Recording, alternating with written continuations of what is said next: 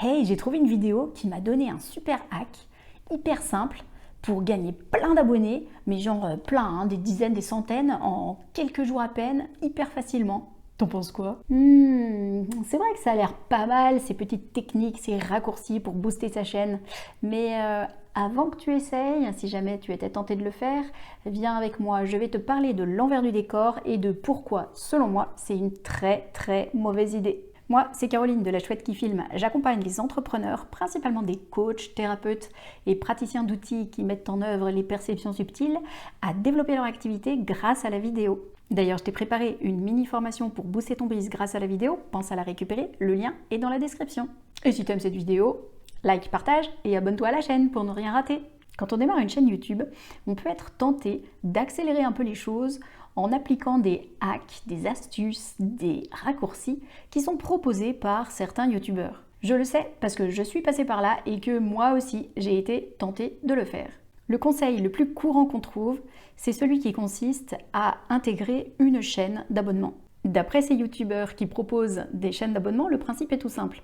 Tu vas dans les commentaires, tu regardes les liens vers d'autres chaînes qui ont déjà été postées avant toi, tu t'abonnes à ces différentes chaînes, tu mets une petite réponse disant que tu t'es abonné et tu mets le lien de ta chaîne pour que la personne s'abonne à toi en retour. Ce que ce hack te fait miroiter, c'est de pouvoir obtenir des dizaines, voire des centaines de nouveaux inscrits très rapidement et très facilement. Et c'est sûr que quand tu en es au stade d'avoir un inscrit tous les 2 ou 3 jours, ça fait très envie. Mais je persiste et signe, c'est une très mauvaise idée. Ah bon? Pourquoi? Parce que l'algorithme de YouTube ne se fait pas avoir aussi facilement. Reprenons la base. YouTube cherche à garder les gens le plus longtemps possible sur sa plateforme. Il doit donc proposer à ses spectateurs des vidéos qui les intéressent, voire qui les passionnent. Et pour savoir ce qui intéresse un spectateur, voire ce qu'il passionne, YouTube va tout simplement se baser sur son historique de visionnage bien sûr, quelle vidéo il a regardé, combien de temps il est resté, sur quelle miniature il a cliqué, à quelle chaîne il s'est abonné, etc.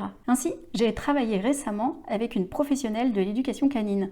Du coup, je suis allée voir sa chaîne, j'ai regardé plusieurs de ses vidéos, j'ai fait des recherches de mots-clés sur sa thématique pour pouvoir lui proposer des choses. Et comme par hasard, YouTube m'a recommandé sa dernière vidéo. Si je clique pour voir cette vidéo, je vais donc confirmer à YouTube que ce sujet et cette chaîne en particulier m'intéressent. Et je vais contribuer au faisceau d'indices qu'utilise YouTube pour savoir si cette chaîne et cette vidéo doivent être recommandées, doivent être montrées à plus de monde. Mais si j'ignore cette recommandation, ou pire, si je clique sur la vidéo puis que je la quitte assez vite, là aussi je vais contribuer à donner des informations à YouTube que finalement le sujet ne m'intéresse pas, voire que c'est cette chaîne qui ne me propose pas des vidéos assez intéressantes pour que je clique dessus. Et cette chaîne ne sera pas mise en avant par YouTube auprès d'autres spectateurs.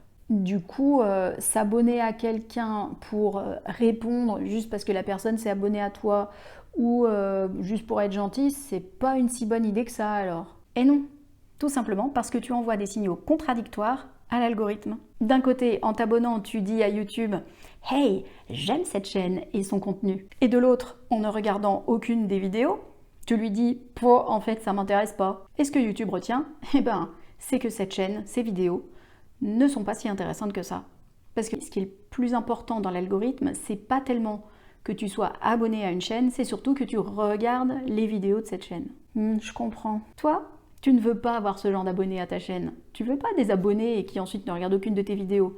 Non, toi, ce que tu veux, c'est des fans qui cliquent sur chacune de tes miniatures, qui regardent tes vidéos en entier, qui les regardent d'affilée les unes après les autres. Tu veux des personnes qui s'inscrivent à ta mailing list, qui achètent tes offres. Dans la même veine, il existe des sites qui vendent des abonnés et des vues.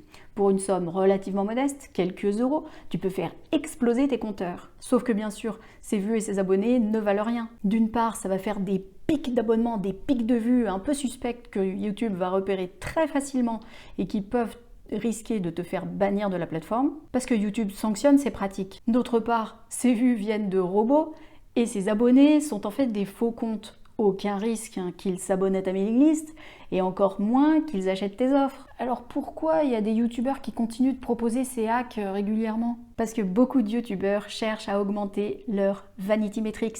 Tu sais, ce sont les fameux chiffres qui servent juste à flatter l'ego, le nombre de vues, j'ai fait plein de vues, j'ai plein d'abonnés.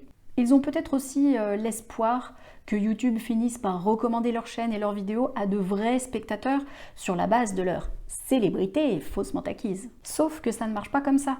Je le répète, mais YouTube cherche à garder les gens sur sa plateforme. Et pour ça, il doit leur proposer du contenu qui les intéresse. Le fait que tu aies 100 000 abonnés sur ta chaîne est donc un indice parmi plein d'autres que ton contenu est intéressant.